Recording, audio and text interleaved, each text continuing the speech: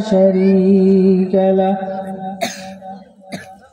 ونشهد أن محمدا عبده ورسوله أما بعد فأعوذ بالله من الشيطان الرجيم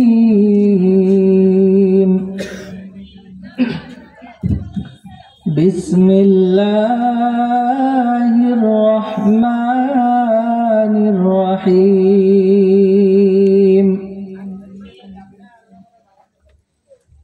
قل هل يستوي الذين يعلمون والذين لا يعلمون إنما يتذكر أولو الألباب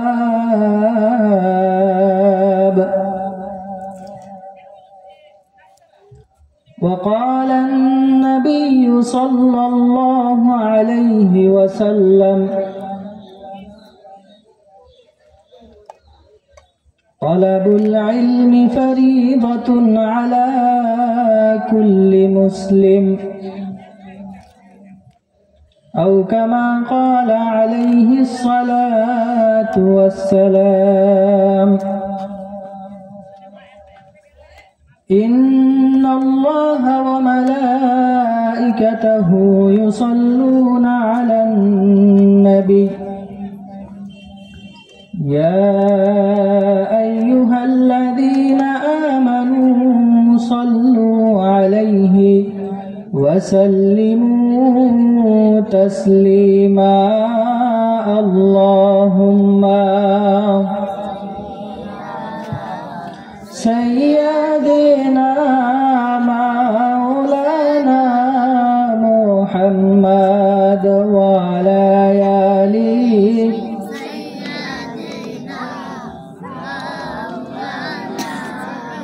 محمد اللهم صل على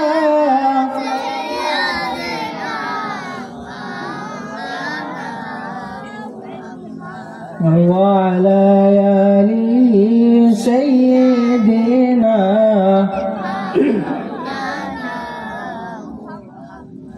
আরশের নিচে সেজদায় পড়ে কান্দেন নবী যারে যার মাফ করে দেন গো আল্লাহ উম্মত আমার গুনাহগার আল্লাহুম্মা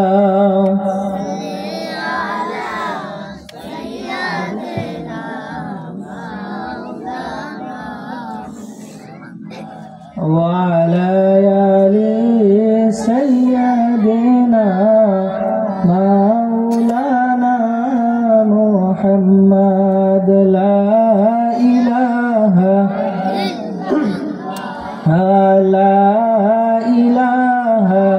إلا الله لا إله إلا الله لا إله حسبي ربي جل الله ما في قلبي غير الله حسبي جل الله ما في قلبي غير الله نور محمد صلى الله لا إله إلا الله لا إله لا إله إلا الله محمد رسول الله صلى الله عليه وسلم মুগারচার নাতিক রাসূল সাল্লাল্লাহু আলাইহি ওয়াসাল্লাম কমিটির উদ্যোগে 2 দিন ব্যাপী নাতে রাসূল ও ওয়াজ ও মাহফিলের আজকে দ্বিতীয় দিনের মাগরিবের পরে দ্বিতীয় অধিবেশনের সম্মানিত সভাপতি, প্রধান অতিথি এবং এলাকার মুরব্বিয়ানে কেরাম, পর্দার আড়ালের মা ও বোনেরা, সকলকে আবারও সালাম দিচ্ছি। আসসালামু আলাইকুম ওয়া রাহমাতুল্লাহি ওয়া বারাকাতুহু। মহান রব্বুল আলামিনের দরবারে লাখো কোটি শুকরিয়া, যেই মহান রব্বুল আলামিন আজকের এই মাহফিলে আমরা যারা উপস্থিত হয়েছি এবং যারা এখনো এদিক সেদিক ঘোরাফেরা করতেছি কিংবা মাহফিলের উদ্দেশ্যে আসতেছি, মহান রব্বুল আলামিনের দরবারে আমরা সকলেই শুকরিয়া আদায় করি, যিনি আমাদেরকে এমন সুন্দর একটি জান্নাতের বাগানে এসে বসার তৌফিক দান করেছেন। সেই মহান রবের প্রতি শুকরিয়া আদায় করি, আলহামদুলিল্লাহ। মুহতারাম হাজিরিন, সময় অনেক স্বল্প, সংক্ষিপ্ত আকারে মাত্র দুই একটি কথা বলবো। মাইকের আওয়াজ যতদূর পর্যন্ত যায় সকলেই চেষ্টা করবেন মনোযোগ সহকারে এই সংক্ষিপ্ত দুই একটি কথা শোনার জন্য। হতে পারে এই দুই একটি কথা আজকে আমাদের জীবনের পরিবর্তনের কারণ হতে পারে। পবিত্র কোরআনে কারীম থেকে একটি আয়াত তেলাওয়াত করেছি। রাসূল সাল্লাল্লাহু আলাইহি ওয়াসাল্লামের অসংখ্য হাদিস থেকে একটি হাদিস তেলাওয়াত করেছি, যার সারমর্ম হলো দ্বীনে ইলম শিক্ষা করা প্রত্যেকটি মানুষের জন্য কর্তব্য। তো সেই ইলম শিখার ব্যাপারে মহান রব্বুল আলামিন পবিত্র কোরআনে কারিমেও নির্দেশ দিয়েছেন, তেমনি ভাবে রাসূল সাল্লাল্লাহু আলাইহি ওয়াসাল্লাম তার হাদিসে, অসংখ্য হাদিসের মধ্যেও তিনি বলে গিয়েছেন। শুধু রাসূল সাল্লাল্লাহু আলাইহি ওয়াসাল্লাম বলেছেন বিষয়টা এমন নয়, কোরআনে কারিমের একজন জীবন্ত প্রতিচ্ছবি ছিলেন আমাদের রাসূল কারীম সাল্লাল্লাহু আলাইহি ওয়াসাল্লাম, যিনি সেই মদিনায় এই দ্বীনের জ্ঞান শিক্ষা শিখানোর জন্য মাদ্রাসা কায়েম করেছিলেন। সেই রাসূল সাল্লাল্লাহু আলাইহি ওয়াসাল্লামের যুগ থেকে শুরু করে আজকে আমাদের এই যুগ পর্যন্ত সেই ধারাবাহিকতায় এই দ্বীনের মার্কাজগুলো, মাদ্রাসাগুলো প্রতিষ্ঠা হচ্ছে এবং সেখানে কিছু সংখ্যক লোক দ্বীনের জ্ঞান অর্জন করে মানুষদেরকে দ্বীনের পথে দাওয়াত দেওয়ার জন্য বের হয়ে যাচ্ছে। তো এখন চিন্তার বিষয়, এই যারা আল্লাহ রাব্বুল আলামিনের এই নির্দেশের প্রতি খেয়াল করে সন্তানগুলোকে দ্বীনে শিক্ষায় শিক্ষিত করে মানুষদেরকে দাওয়াতের জন্য বের করে দিচ্ছেন, যারা দ্বীনের শিক্ষায় শিক্ষিত হয়ে দাওয়াতের জন্য বেরিয়ে যাচ্ছেন, তারা তো আল্লাহ রাব্বুল আলামিনের সেই নির্দেশ পালন করতেছে ঠিকই, কিন্তু আমরা যারা আমাদের সন্তানাদিগুলোকে তার প্রয়োজনীয় যেই দ্বীনের জ্ঞান যতটুকু দরকার ছিল ততটুকু জ্ঞানও আমরা যারা শিখাতে পারলাম না, আমরা আল্লাহ রাব্বুল আলামিনের সেই নির্দেশটা কতটুকু পালন করলাম? তো মুহতারাম হাজিরিন, দ্বীনের যেই মৌলিক জ্ঞানগুলো এইগুলো শিখার জন্য দীর্ঘদিন একটা বাচ্চার, দীর্ঘদিন একটা ছেলের মাদ্রাসায় ভর্তি হয়ে থাকতে হয় না। প্রাথমিক তার যেই জ্ঞানগুলো দরকার, ওযুর ফরজ, নামাজের ওয়াজিব, নামাজের ফরজ এবং তার প্রয়োজনীয় যতটুকু জ্ঞান প্রয়োজন এতটুকু খুব স্বল্প সময়ে চাইলে একটা বাচ্চা শিখতে পারে।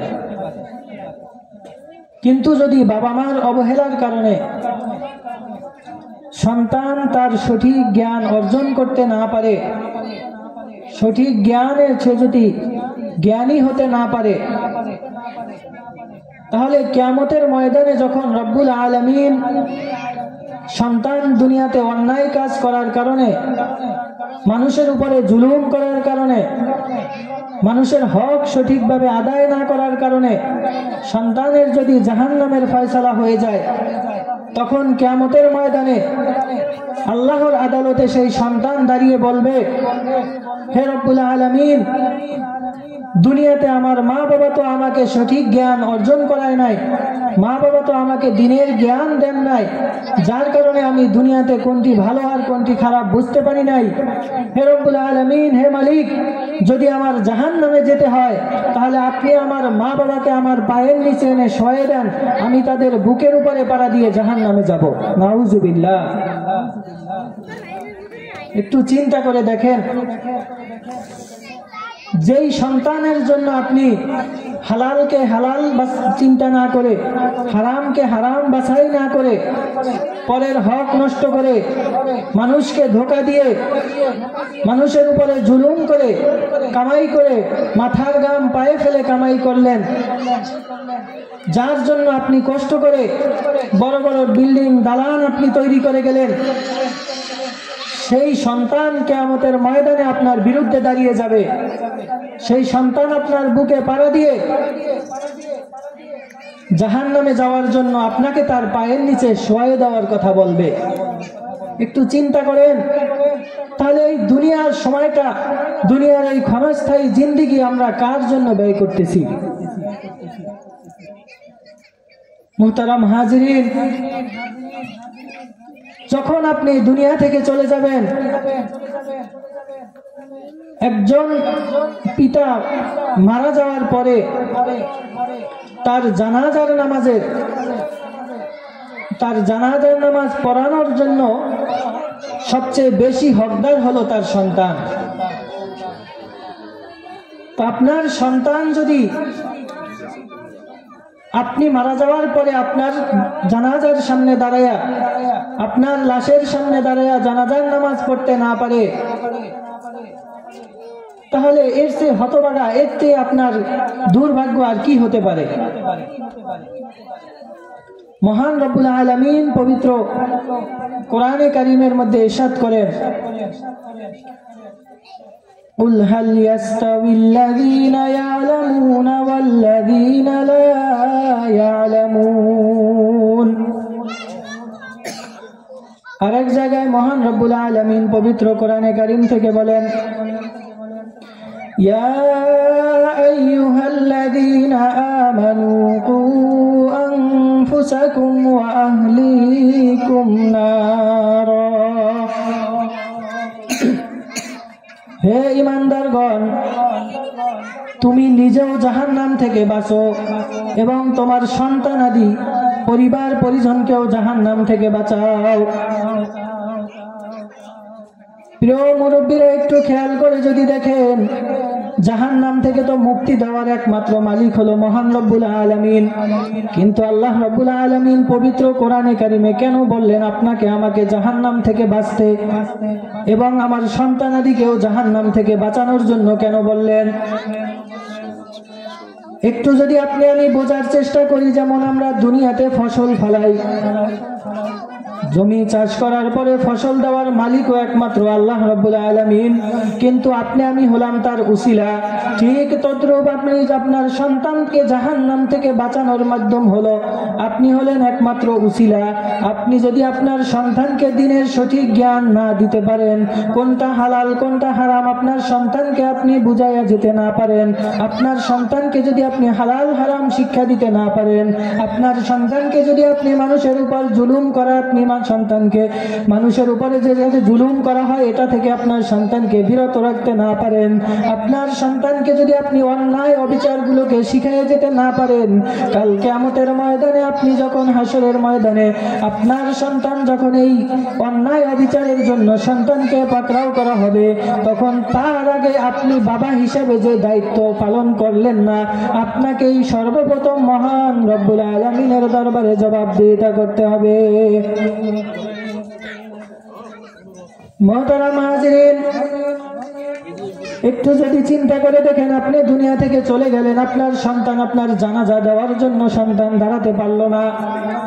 রাসূল সাল্লাল্লাহু আলাইহি ওয়াসাল্লাম বলেন, মানুষ যখন মৃত্যুর শয্যায় শায়িত হয়, দুনিয়াতে সকল রোগের ঔষধ আবিষ্কৃত হয়েছে, সকল রোগের স্যালাইন আবিষ্কার হয়েছে, কিন্তু মৃত্যুর এত বড় যন্ত্রণা, মৃত্যুর এত বড় কঠিন যন্ত্রণা, এই যন্ত্রণার কোনো ঔষধ এখনো দুনিয়াতে আবিষ্কার হয় নাই, আর কিয়ামত পর্যন্ত কেউ আবিষ্কার করতেও পারবে না।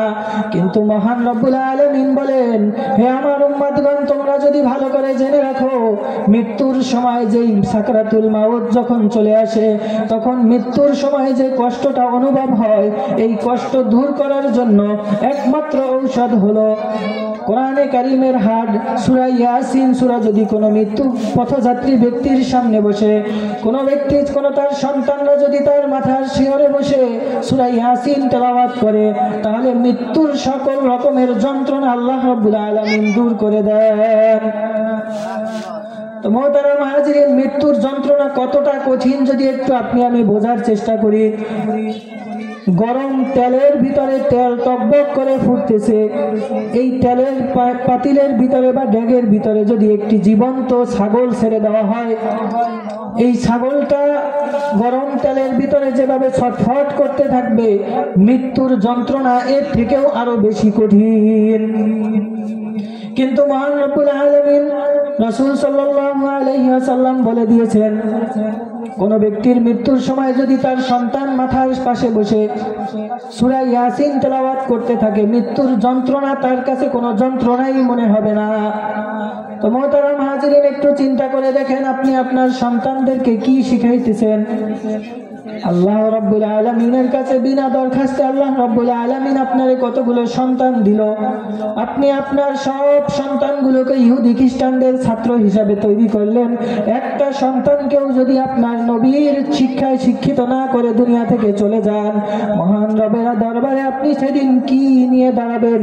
রাসূলের শাফাআতের উসিলায় শাফাআতের জন্য আপনি কি পেশ করবেন যে, ইয়া রাসূলুল্লাহ, আমি আপনার জন্য এটা নিয়ে এসেছি, আপনি আমাকে শাফাআত করুন। তো মোহতারাম হাজিরিন, একটু যদি আপনি আমি খেয়াল করে দেখি, এই দুনিয়াতে বসে আমরা যা কিছু কামাই করি, অর্জন করি, যদি আখেরাতের জন্য কোনো কিছু অর্জন না করতে পারি, তাহলে কিয়ামত পর্যন্ত আপনার আমার কোনো মুক্তির উপায় থাকবে না।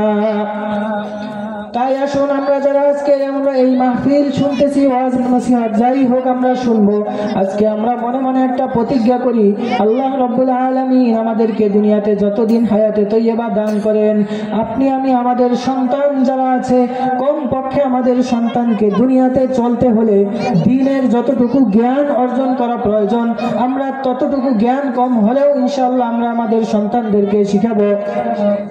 তো আল্লাহ রাব্বুল আলামিন আমাদের সবাইকে, নিজেদের সন্তানদেরকে, নাতিপুতি যারা আছে সবাইকে যেন আমরা আমাদের সন্তানকে কোরআনের সঠিক জ্ঞান শিখে দুনিয়া থেকে যেতে পারি। কাল কিয়ামতের ময়দানে যেন রাসূল সাল্লাল্লাহু আলাইহি ওয়াসাল্লামের সামনে আমাদের এই সন্তানকে নিয়ে শাফাআতের জন্য দাঁড়াতে পারি। দুনিয়া থেকে চলে যাওয়ার পর সন্তান যেন আমার কবরের পাশে গিয়ে দাঁড়িয়ে বলতে পারে, রব্বি রহমহুমা কামা রব্বায়ানি সগীরা। তো এই উদ্দেশ্যে কম হলেও ইনশাআল্লাহ আমাদের সন্তানগুলোকে আমরা, যেহেতু আমাদের অত্র এলাকাতেই মাদ্রাসা রয়েছে, সমস্ত রকমের সুযোগ থাকার পরেও কোনো ব্যক্তি যদি তার সন্তানকে দ্বীনের জ্ঞানটুকু শিখাতে না পারে, তার থেকে দুর্ভাগা আর কেউ হতে পারে না। যেহেতু আলহামদুলিল্লাহ মুগারচর এলাকাবাসীর উদ্যোগে, এলাকাবাসীর মেহনতে মাদ্রাসা, মসজিদ, ঈদগাহ, কবরস্থান সব কিছু আমাদের এই গ্রামের ব্যবস্থা রয়েছে, এরপরেও যদি আমরা সন্তানগুলোকে মানুষের মতো মানুষ না করতে পারি, তাহলে আমাদের থেকে দুর্ভাগা আর কেউ হবে না। তো আল্লাহ রাব্বুল আলামিন আমাদের সবাইকে কোরআনের সঠিক জ্ঞান অর্জন করার পাশাপাশি সন্তানদেরকে মানুষের মতো মানুষ হিসেবে তৈরি করার তৌফিক দান করুন। ওয়া আখিরু দাওয়ানা আনিল হামদুলিল্লাহি রাব্বিল আলামিন।